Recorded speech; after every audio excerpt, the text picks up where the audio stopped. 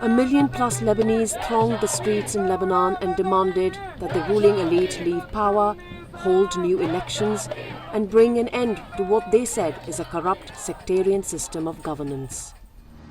8 months later, the protests have dwindled as the Lebanese fight hyperinflation. In Tripoli in North Lebanon, Najira Mahmoud has to think twice before buying a loaf of bread. For the first time in a decade, the price of bread doubled as the Lebanese government, encumbered by a large debt and short on cash, reduced its flour subsidy. The price of one pack of bread is 2,000 lira now. How could poor people with families afford it? It's too expensive. The Lebanese government says more than 2/3 of the population is in need of aid, and many now depend on charity organizations.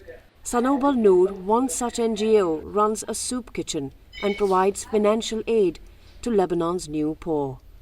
Over the last 4 months, the Lebanese pound plummeted by 80% and prices of commodities more than tripled. Inflation has punctured a gaping hole in the pockets of the middle class and made most daily requirements unaffordable for low-income groups.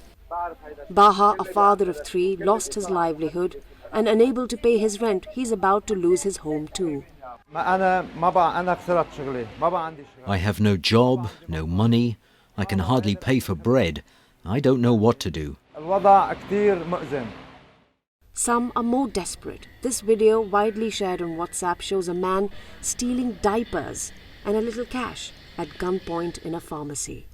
Lebanon is desperately in need of a $10 billion bailout from the International Monetary Fund. But the politicians, many of them warlords of the Civil War era, are resisting reforms necessary to procure the loan. We need an IMF loan.